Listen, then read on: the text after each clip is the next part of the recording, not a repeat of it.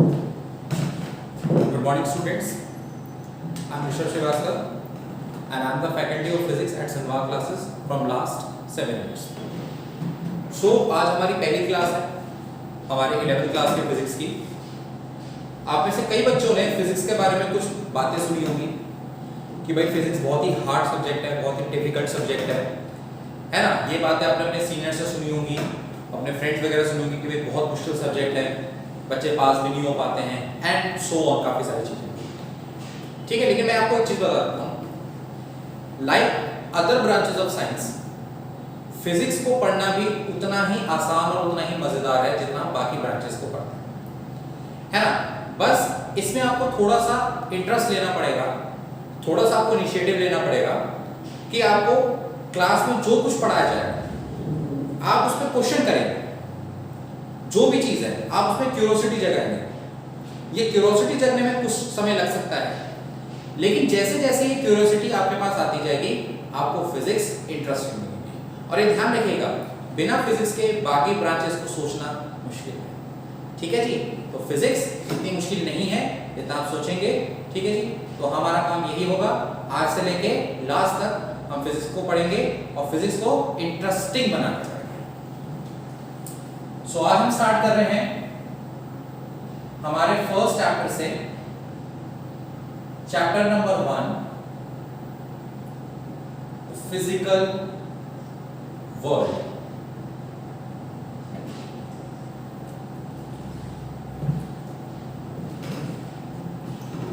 कोई भी बच्चा जो फिजिक्स के बारे में थोड़ी बहुत नॉलेज रखता हो या यूनिवर्स के बारे में नॉलेज रखता हो, वो आपको आसानी से बता सकता है कि आज से करीब 13.6 अरब साल पहले इस ब्रह्मांड की उत्पत्ति हुई थी, यूनिवर्स स्टार्ट हुआ था। ठीक है, एक इवेंट से, जिस इवेंट को कहते हैं बिग बैंग। उस इवेंट में बहुत सारी चीजें क्रिएट हुई, उस इवेंट में मास क्रिएट हुआ, एनर्जी क्रिएट हुए, साथ ही साथ वो लॉज भी क्रिएट हुए जिन लॉज से ये पूरा यूनिवर्स गवर्न होता है। ठीक है जी, तो सबसे पहले हम चर्चा करेंगे उन्हीं लॉज की कि ये कौन कौन से लॉज हैं जिनसे पूरी दुनिया चलती है। तो सबसे पहले हम स्टार्ट करेंगे हमारे कंजर्वेशन लॉज इन नेचर से।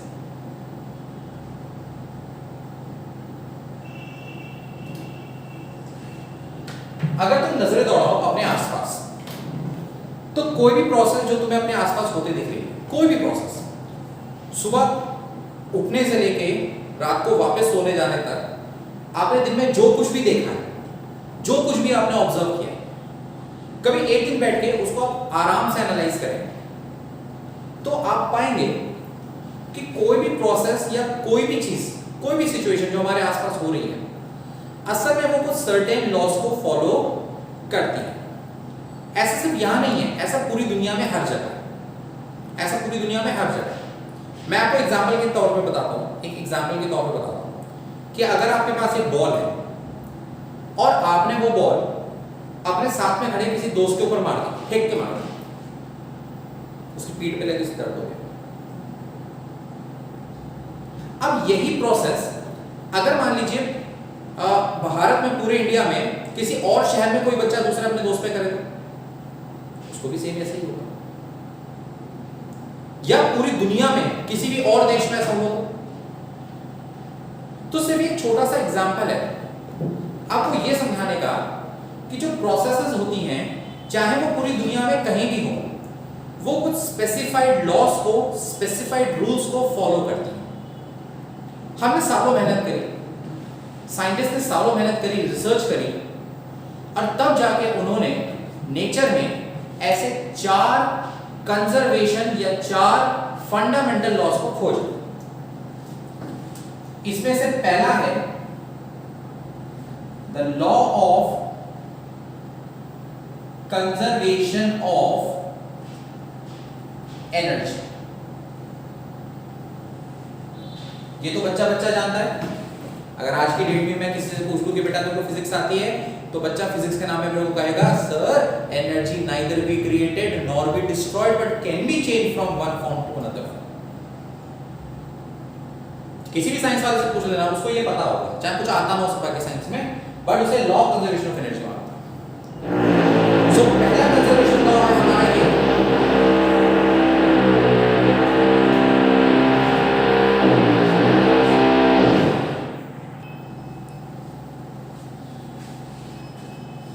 सो पहला कंजर्वेशन लॉ हमारा ये है law of conservation of energy, जिसका साफ तौर पे कहना है कि दुनिया में एनर्जी ना तो कभी क्रिएट होती है ना डिस्ट्रॉय होती है। एनर्जी जितनी है वो उतनी ही रहेगी, एनर्जी जितनी है वो उतनी ही रहेगी, वो सिर्फ अपनी फॉर्म को चेंज करती है। मतलब एग्जाम्पल के तौर पर अगर हम देखें, हम एक छोटे से प्रोसेस को कंसिडर करते हैं कि नदी में पानी बह रहा है, नदी में पानी बह रहा है तो वहां है उसके पास काइनेटिक एनर्जी। इसी पानी को अगर हम डैम के जरिए नीचे गिरा दें तो वहां पे पोटेंशियल एनर्जी फिर काइनेटिक एनर्जी में आ जाएगी। वो पानी नीचे जनरेटर को चलाएगा और जनरेटर को चलाने से क्रिएट होती है क्या, इलेक्ट्रिक एनर्जी। फिर ये इलेक्ट्रिक एनर्जी हमारे घरों तक आती है ट्यूबलाइट की फॉर्म में, तो लाइट एनर्जी, फैन में आएगी तो मैकेनिकल या काइनेटिक एनर्जी, फ्रिज में जाएगी तो थर्मल एनर्जी वगैरह, ये कुछ भी हो सकता है। तो ये सिर्फ एक छोटा सा नमूना है ये बताने के लिए कि एनर्जी कंजर्व रहती है, एनर्जी सिर्फ अपनी फॉर्म चेंज करती है, एनर्जी सिर्फ ट्रांसफॉर्म होती है, एनर्जी कभी क्रिएट नहीं होती, कभी डिस्ट्रॉय नहीं होती। तो जितनी एनर्जी पहले कभी थी उतनी एनर्जी आज भी है, बस उसने फॉर्म बदल दिया है, उसने सिर्फ फॉर्म चेंज कर।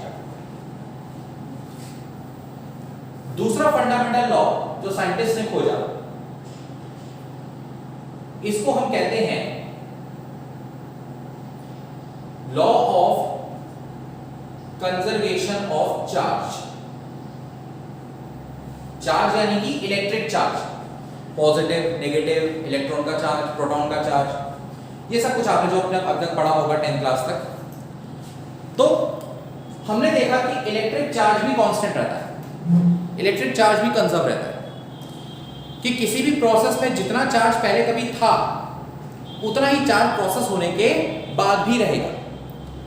चार्ज कभी चेंज नहीं होता, चार्ज कभी कम नहीं होता, चार्ज कभी ज्यादा नहीं होता, चार्ज जितना है उतना ही रहता है। सो हर प्रोसेस में एनर्जी भी कांस्टेंट रहती है, हर प्रोसेस में चार्ज भी कांस्टेंट रहता है। तीसरा हमने देखा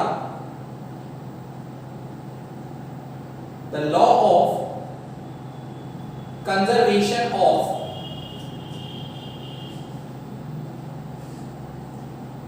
linear momentum, law of conservation of linear momentum. Linear momentum आप सबने पढ़ा है, लीनियर मोमेंटम जिसे हम मास इनटू वेलोसिटी, मास और वेलोसिटी का प्रोडक्ट कहते थे। तो हमने देखा कि लीनियर मोमेंटम भी कंजर्व रहता है, कांस्टेंट रहता है। हालांकि इसके पीछे एक कंडीशन होती है कि अगर हम बॉडी पे कोई एक्सटर्नल फोर्स लगाते हैं, क्लास 9th को याद करेंगे जब आपने पहली बार कंजर्वेशन मोमेंटम पढ़ा होगा कि जब हम किसी बॉडी पे फोर्स नहीं लगाते तो उस बॉडी का लीनियर मोमेंटम कंजर्व रहता है। सो तीसरी चीज जो साइंटिस्ट ने डिस्कवर करी वो ये कि फोर्स ना लगाने पे लीनियर मोमेंटम भी कांस्टेंट रहता है, जो कि हमारा तीसरा कंजर्वेशन लॉ। चौथा था हमारा law of conservation of angular momentum, law of conservation of angular momentum. चौथा कंजर्वेशन लॉ इस नेचर का कि एंगुलर मोमेंटम भी कंजर्व रहेगा। अब सवाल तुम पूछोगे कि सर ये एंगुलर मोमेंटम क्या होता है, तो अभी देखिए इसमें थोड़ा सा वक्त है इसको आने में।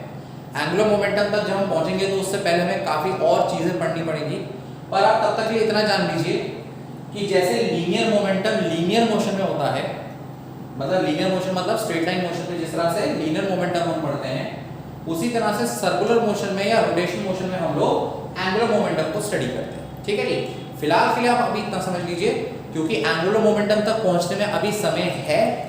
तो जब ये आएगा मेरे पे छोड़िए, मेरी जिम्मेदारी है, मैं अपना बताऊंगा ये क्या चीज है और कैसे पढ़ते हैं। So basically these are the 4 conservation laws in nature जो कि रिसर्चर्स ने, जो कि साइंटिस्ट ने ऑब्जर्व करे दुनिया में हर प्रोसेस। अब इसमें एक क्वेश्चन बच्चा पूछ सकता है कि सर आप एक चीज भूल रहे हो। मैंने कहा क्या बेटा? कहते हैं बताओ सर कुछ ऐसा जो कांस्टेंट रहता है पर आपने लिखा नहीं, जो कंजर्व रहता है पर आपने लिखा नहीं। मैंने कहा क्या भाई बता तो। सो उसने कहा सर मास।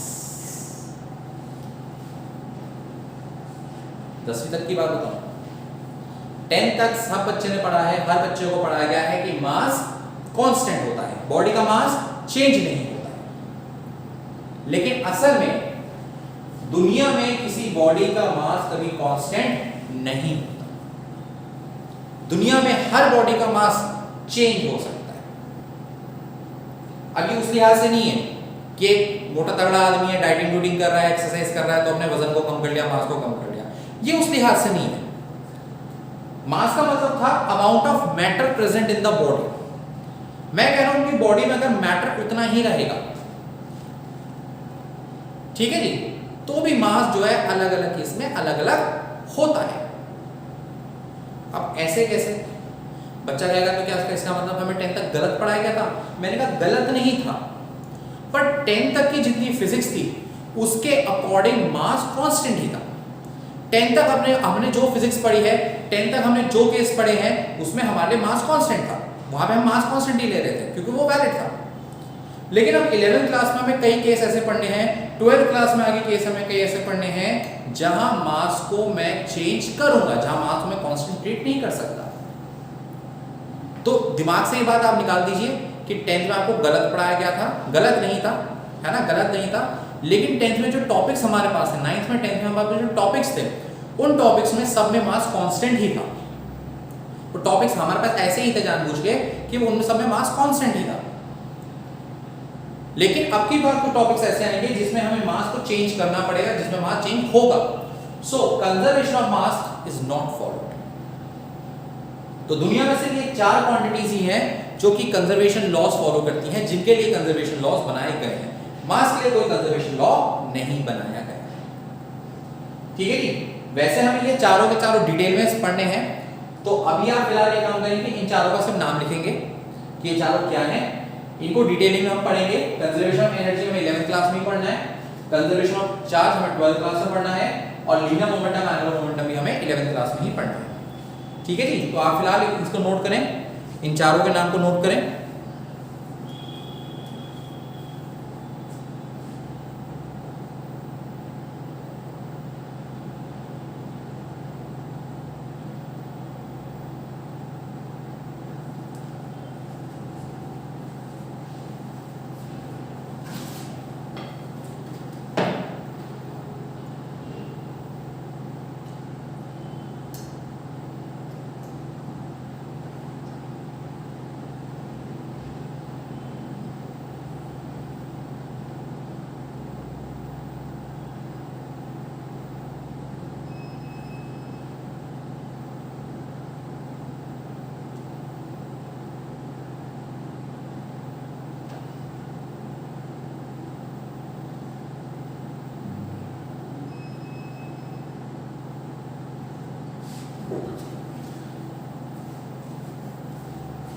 चलिए नोट हो गया, आगे बढ़े।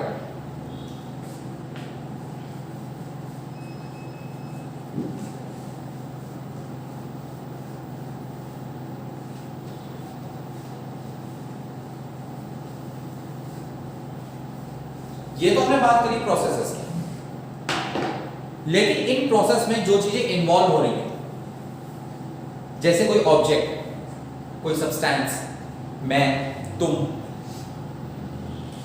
तो आखिर हम बने किससे? हम बने हैं एटम से, मॉलिक्यूल से।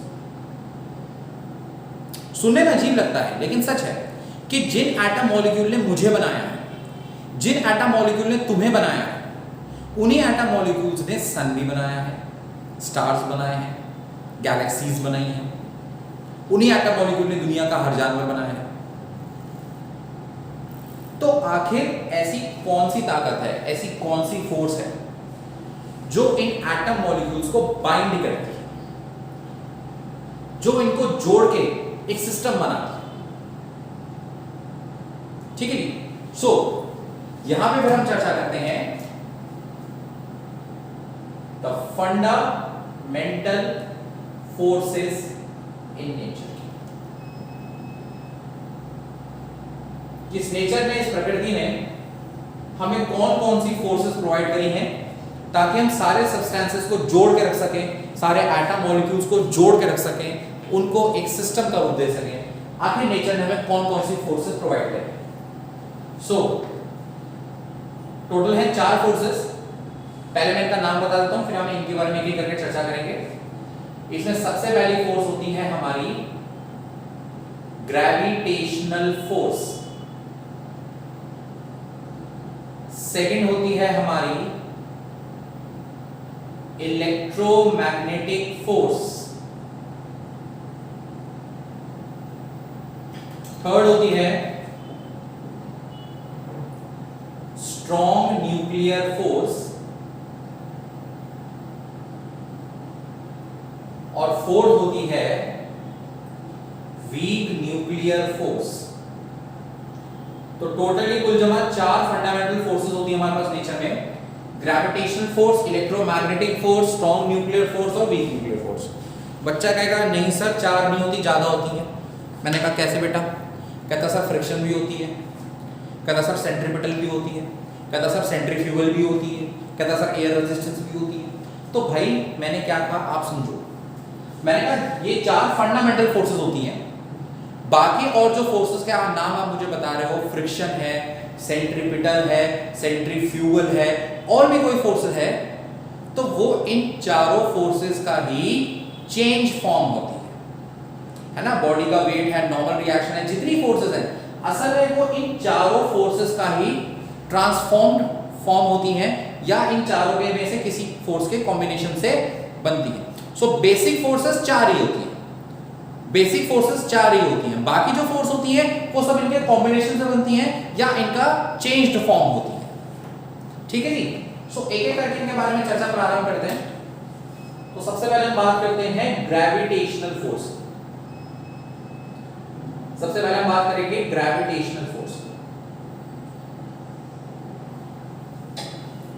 तो ये तो भाई हर एक को मालूम है कि ग्रेविटेशन फोर्स क्या होती है, 9th क्लास में आपने पढ़ा भी था कि दुनिया में कोई भी बॉडी हर दूसरी बॉडी के ऊपर एक फोर्स लगाती है, एक अट्रैक्टिव फोर्स लगाती है, जिसको ग्रेविटेशनल फोर्स कहा जाता है। सो ग्रेविटेशनल फोर्स के बारे में पहला पॉइंट आप ये समझेंगे कि ये एक अट्रैक्टिव फोर्स है, यानी कि दुनिया में किन्हीं भी 2 बॉडीज के बीच में जब भी ग्रेविटेशन लगेगा तो हमेशा वो अट्रैक्टिव होगी। अट्रैक्टिव मतलब एक दूसरे के करीब खींचने वाली फोर्स होगी।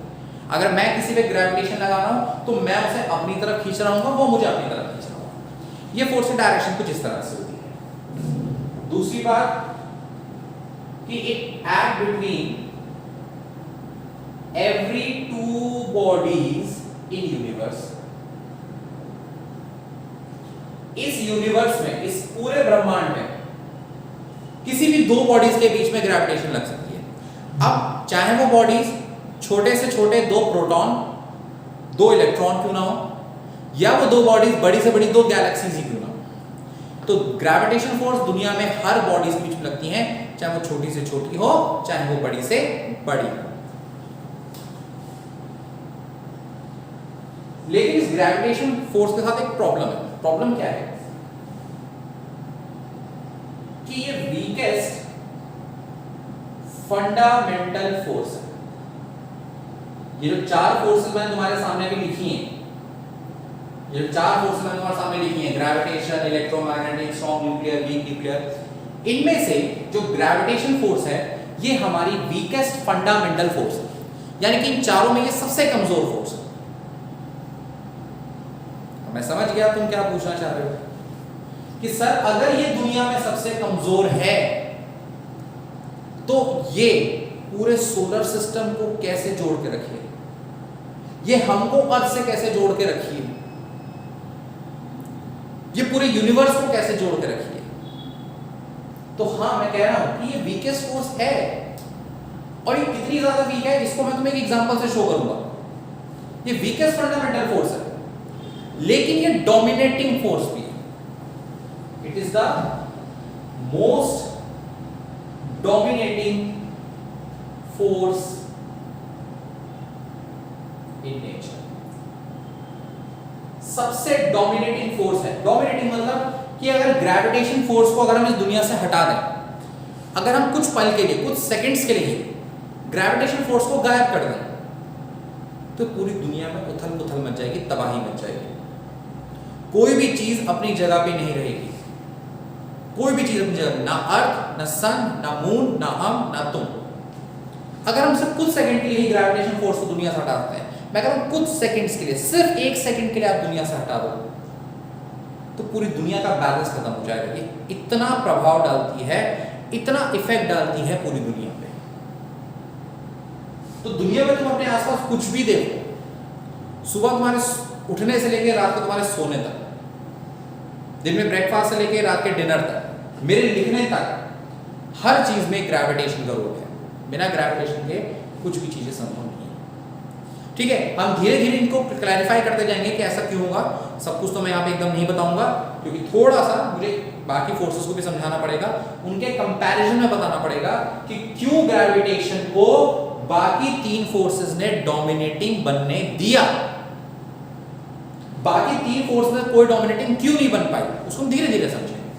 तो फिलहाल दो पॉइंट पे ज्यादा फोकस करेंगे। पहला कि दुनिया की वीकेस्ट फंडामेंटल फोर्स है, सबसे कमजोर फोर्स है, लेकिन सबसे डोमिनेटिंग फोर्स है। दुनिया में सब कुछ जो हो रहा है, अधिकतर जो चीजें हो रही है, मोस्ट ऑफ द चीजें जो हो रही हैं, वो ग्रेविटेशन के कारण ही हो रही है। ठीक है जी, तो आप फिलहाल चार फोर्सेस का नाम लिखेंगे, ग्रेविटेशन फोर्सेस के बारे में कुछ पॉइंट्स लिखेंगे।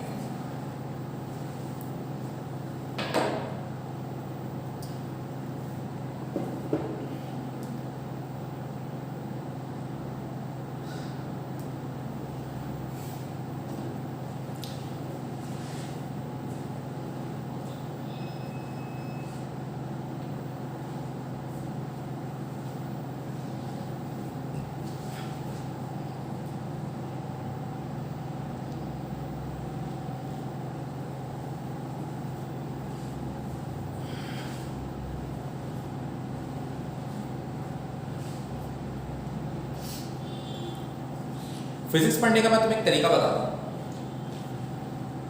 हालांकि बहुत पुराना मेथड है, तुमने सालों से सुन भी लिया होगा, सुनते आ रहे होगे, बल्कि अब फॉलो किया कि नहीं किया वो मैं नहीं कह सकता।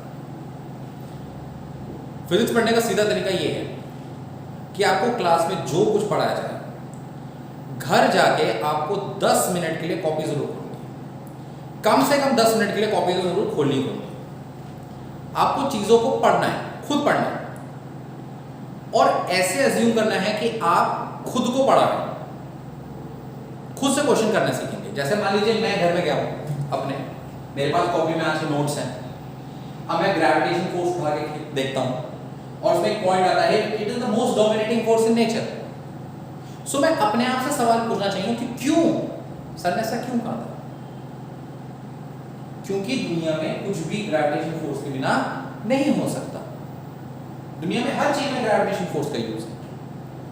ये क्यूरोसिटी आपको डेवलप करनी पड़ेगी, और जैसे जैसे क्यूरोसिटी आप में डेवलप होगी, क्योंकि इसको डेवलप होने में थोड़ा सा समय लग सकता है, इसको डेवलप होने में थोड़ा सा समय लग सकता है। अब कितना समय होगा तो ये आपके एफर्ट्स पर डिपेंड करेगा कि आप एफर्ट कितने जी जान से लगा रहे हैं। तो थोड़ा सा समय लगेगा इस क्यूरियोसिटी को डेवलप करने में, जब आप क्वेश्चन करना सीखेंगे कि ऐसा क्यों, ऐसा क्यों। जब आपके अंदर ये टेंडेंसी आ जाएगी फिजिक्स को लेकर कि लिखा है तो क्यों लिखा है,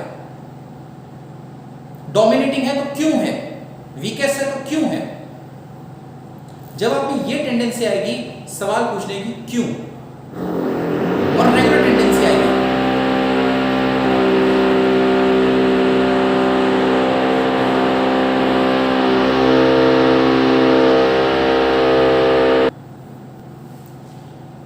तो जब आप में ये रेगुलर टेंडेंसी आएगी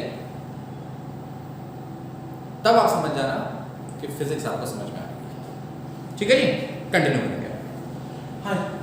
हाँ जी, सो एक फंडामेंटल फोर्स हम स्टडी कर ली, ग्रेविटेशन फोर्स हमारी थी।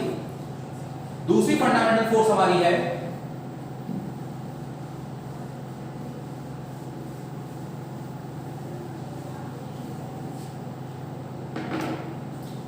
दूसरी फंडामेंटल फोर्स हमारी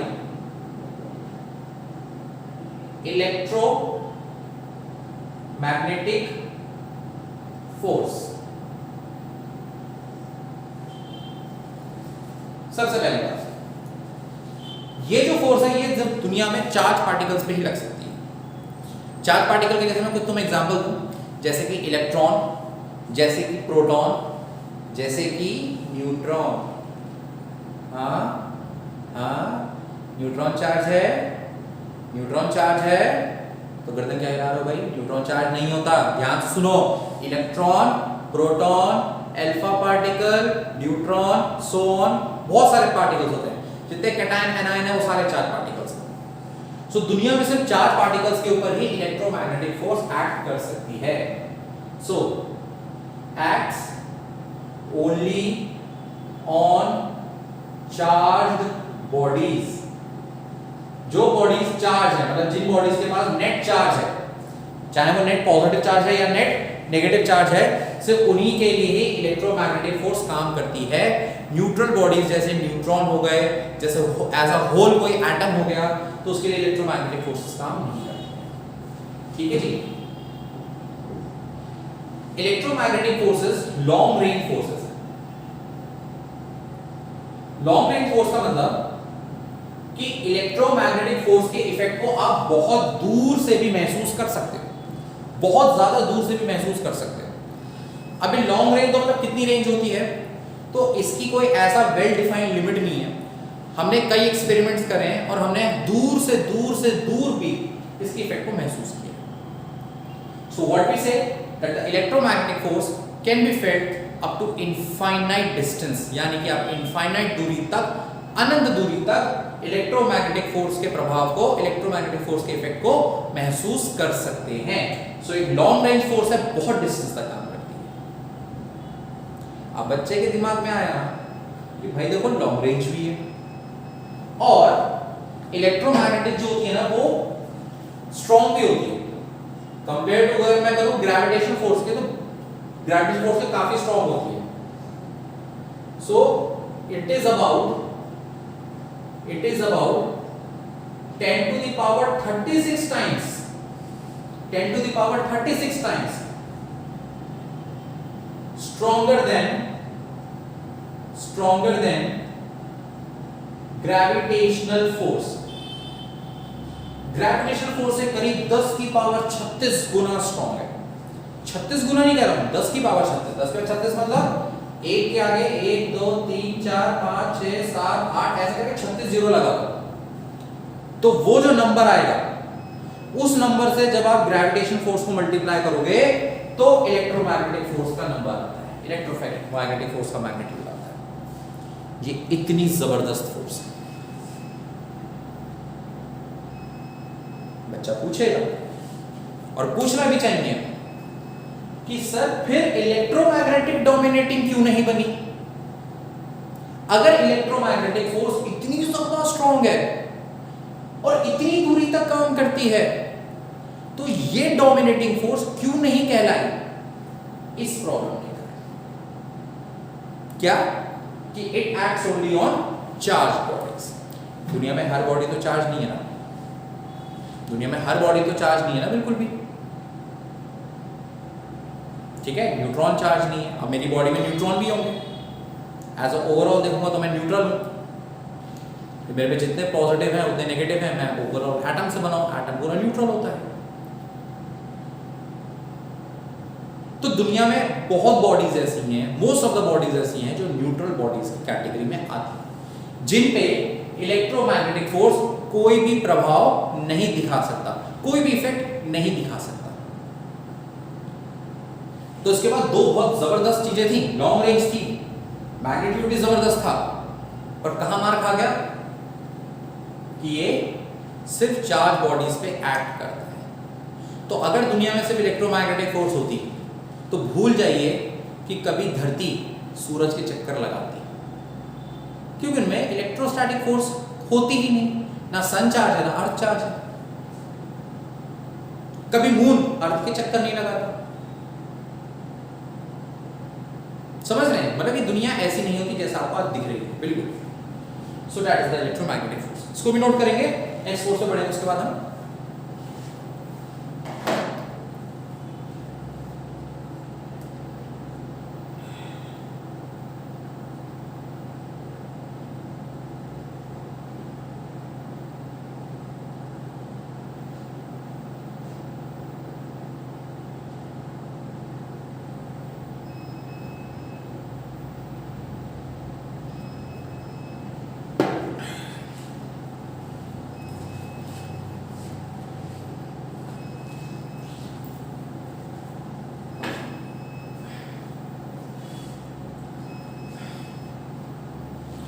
हाँ जी, बढ़े आगे।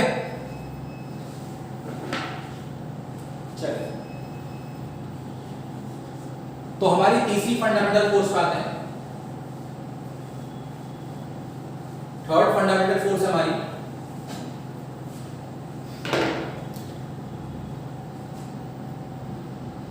जो कि है स्ट्रॉन्ग न्यूक्लियर फोर्स, जो कि हमारी स्ट्रॉन्ग न्यूक्लियर फोर्स। इसके बारे में कुछ बातें जान लीजिए।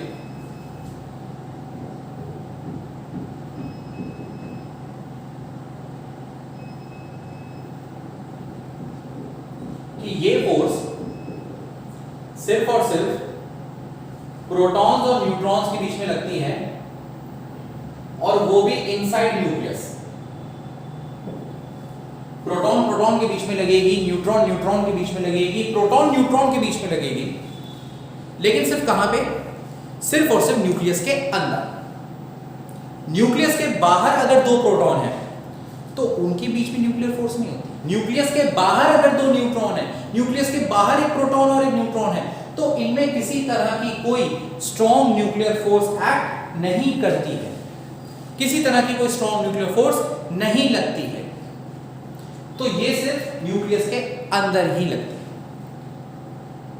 अब जानना जरूरी है कि न्यूक्लियस का साइज कितना है, क्योंकि जितना न्यूक्लियस का साइज है ये उसी के अंदर अंदर काम करती है।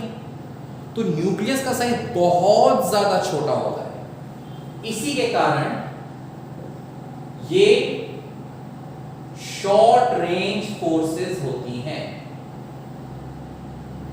और इनकी रेंज करीब करीब 10 की पावर -14 मीटर होती है। ये तो बहुत ज्यादा छोटा डिस्टेंस है भाई, बहुत ज्यादा छोटा डिस्टेंस। मतलब शायद मेरी 2 उंगलियों को भी मैं इतने कम डिस्टेंस पे कभी नहीं रख सकता एक दूसरे से, ये इतना कम डिस्टेंस है। सो इतने छोटे डिस्टेंस के लिए काम करती है, इतने छोटे डिस्टेंस के लिए काम करती है। लेकिन ये स्ट्रॉन्गेस्ट फंडामेंटल फोर्स है दुनिया में।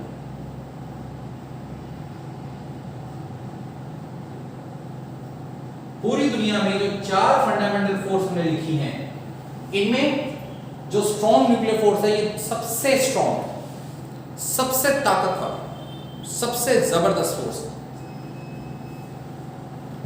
तो देख रहे हैं, स्ट्रॉन्गेस्ट फोर्स है पूरी नेचर की, पर ये भी डोमिनेटिंग नहीं बन पाई। क्यों? क्योंकि 2 जगह मार खा गई। कहां 2 जगह? पहली बात तो कि सिर्फ प्रोटॉन प्रोटॉन में लगेगी, न्यूट्रॉन न्यूट्रॉन में लगेगी, प्रोटॉन न्यूट्रॉन में लगेगी, बाकी पार्टिकल्स को तो पहचानती भी नहीं है फोर्स। और दूसरी बात ये बहुत ही छोटे डिस्टेंस के लिए लगते हैं। तो सन और अर्थ के बीच में, अर्थ और मून के बीच में, या गैलेक्सीज के बीच में स्ट्रॉन्ग न्यूक्लियर फोर्स होने का तो सवाल ही नहीं उठता। सन से अर्थ का डिस्टेंस जो है 10 to the power 11 metre, 10 to the power 12 metre है। यहां बात हो रही है 10 टू द -14 मीटर की। तो स्ट्रॉन्ग न्यूक्लियर फोर्स भी डोमिनेटिंग नहीं बन पाई। दुनिया की स्ट्रॉन्गेस्ट फंडामेंटल फोर्स थी, पर डोमिनेटिंग नहीं बन पाई, क्योंकि रेंज बहुत कम थी और सिर्फ सिलेक्टेड पार्टिकल्स में थी। ठीक है जी, तो इसके बारे में लिखेंगे 2 लाइनें। फिर हम लास्ट आते हैं अपने वीक न्यूक्लियर फोर्स पे।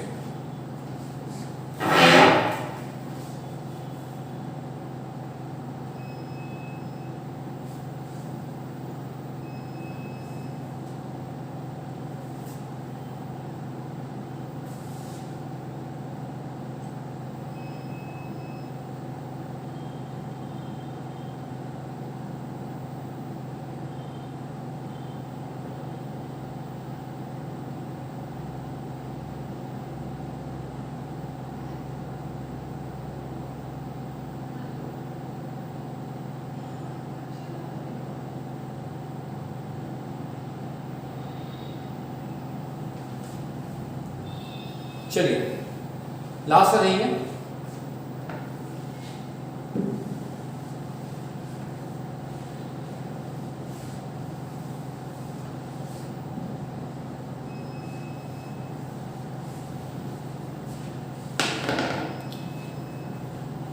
लास्ट है हमारी वीक न्यूक्लियर फोर्स। इसके बारे में अभी तक हमें ज़्यादा कोई खास जानकारी नहीं है, बहुत ज़्यादा जानकारी नहीं है इसके बारे में, क्योंकि ऐसा है कि जो सब एटॉमिक पार्टिकल है हम लोग मानते थे कि वो सिर्फ 3 थे, इलेक्ट्रॉन, प्रोटॉन, न्यूट्रॉन। लेकिन जब हम रिसर्च पे गए तो हमें सब एटॉमिक पार्टिकल उससे कहीं ज़्यादा मिले। बेरियॉन्स, क्रिप्टॉन्स, म्यूऑन्स, पाइऑन्स, ये देशों के नाम नहीं है या असुरों के नाम भी नहीं है रामायण के। ये हैं सब एटॉमिक पार्टिकल्स, जो कि हमारे जनरल सब atomic particle electron, proton, neutron से डिफरेंट है। फर्दर हमें एक चीज और पता चली कि इलेक्ट्रॉन, प्रोटॉन, न्यूट्रॉन भी और छोटे पार्टिकल से मिलकर बने होते हैं। सो ये जो बाकी सब एटॉमिक पार्टिकल्स हैं, इन सब एटॉमिक पार्टिकल्स के बीच में जो फोर्सेस लगती हैं, this is known as the weak nuclear force. So उसके बारे में अभी हमें फिलहाल खास जानकारी बहुत ज़्यादा नहीं है। तो जितनी जानकारी हमें रिसर्च लेवल तक अभी तक मालूम पड़ी है वो ये है कि it acts between the sub atomic particles, सब एटॉमिक पार्टिकल्स। और दूसरा कि ये एक शॉर्ट रेंज फोर्स होती है, ये एक शॉर्ट रेंज फोर्स होती है जिसकी रेंज करीब 10 टू द पावर -15 -16 मीटर के आसपास होती है। तो इस फोर्स को तो डोमिनेटिंग होने के बिल्कुल भी सवाल नहीं है। पहली बात सब एटॉमिक पार्टिकल्स भी लग रही है, दूसरी बात रेंज भी कम है। तो अगर हर लिहाज से घूम फिर के देखा जाए, हर लिहाज से घूम फिर के हमारी ग्रेविटेशन फोर्स ही डोमिनेटिंग बनने की पहली हकदार है, हर लिहाज से। तो इन चारों फोर्सेस का एक कंपैरिजन करते हैं, इनकी रेंज को लेकर के और इनके मैग्नीट्यूड्स को लेकर के। तो फोर्स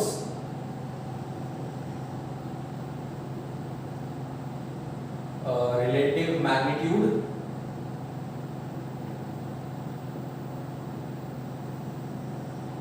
और रेंज, फोर्स, रिलेटिव मैग्नीट्यूड और रेंज। तो सबसे पहले है हमारी ग्रेविटेशनल फोर्स। ग्रेविटेशनल फोर्स की रेंज भी इनफाइनाइट होती है, मतलब बहुत दूर से दूर आप ग्रेविटेशनल फोर्स के इफेक्ट को महसूस कर सकते हैं। फिलहाल के लिए मैं ग्रेविटेशनल फोर्स का रिलेटिव मैग्नीट्यूड 1 मानूंगा। कंपैरिजन करने में हमें आसानी रहेगी कि ग्रेविटेशनल फोर्स का रिलेटिव मैग्नीट्यूड फिलहाल के हमने 1 मान लिया। नेक्स्ट फोर्स जो हमने स्टडी करी थी इलेक्ट्रोमैग्नेटिक, तो इलेक्ट्रोमैग्नेटिक का रिलेटिव मैग्नीट्यूड होता है 10 टू द पावर 36। हम पहले पढ़ चुके हैं 10 to the power 36। So gravitational force देखो बेचारी 1 न्यूटन हो गया अगर, तो ये 10 के बाद 36 न्यूटन। इसकी रेंज भी इंफिनिटी तक होती है। अगली फोर्स है हमारी स्ट्रॉन्ग न्यूक्लियर। इसका रिलेटिव मैग्नीट्यूड तो और भी ज्यादा होता है 10 टू द पावर 38। तो स्ट्रॉन्ग न्यूक्लियर इलेक्ट्रोमैग्नेट से भी करीब 100 गुना ज्यादा स्ट्रॉन्ग होती है। पर ये कहां मार खा गई? रेंज में -14 मीटर, 10 टू द पावर -14।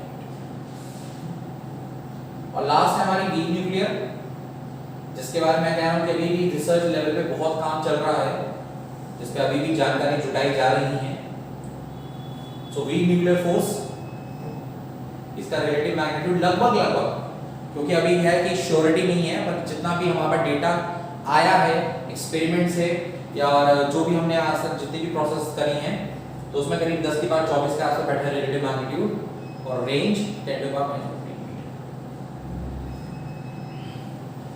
सो एक ये रिलेटिव कंपैरिजन हो सकता है इन सभी फोर्सेस के बीच में, ताकि आपको याद रहे कि कौन सी फोर्स का मैग्नीट्यूड ज़्यादा और कौन सी फोर्स का मैग्नीट्यूड कम रहेगा। ठीक है जी। तो आप इस टेबल को बना लीजिए और कुछ क्वेश्चन मैं आपके लिए यहाँ लिख देता हूँ साइड में। तो ये क्वेश्चन आज आपको करके लाने हैं। नेक्स्ट क्लास में हम इनके आंसर्स के बारे में बात करेंगे।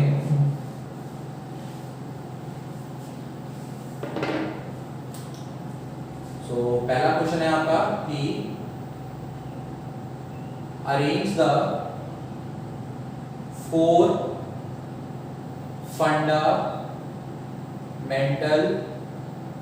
forces in increasing order of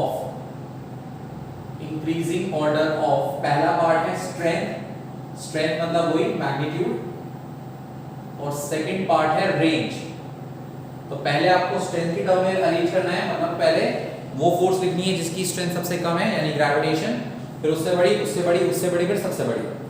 और रेंज में भी करना है, पहले सबसे कम रेंज, फिर बड़ी रेंज, फिर बड़ी रेंज, फिर बड़ी रेंज, फिर सबसे बड़ी रेंज। तो ये फर्स्ट क्वेश्चन है, याद करेंगे।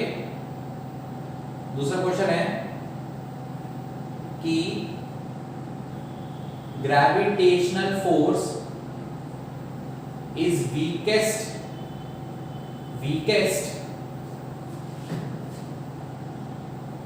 fundamental force in nature, yet it is dominating one। दुनिया में सबसे वीक फोर्स हमारी ग्रेविटेशन है, लेकिन ये डोमिनेटिंग भी है। ठीक है जी, तो आपको जवाब देना है वाई, क्यों। चलिए, तो ये 2 क्वेश्चन के साथ मैं आपको छोड़ के जा रहा हूं। इसके बाद हम नेक्स्ट क्लास में चर्चा करेंगे इसी के आगे टॉपिक्स की। हम बात करेंगे फिजिकल क्वांटिटीज की। ठीक है जी, चलिए आज के लिए इतना ही।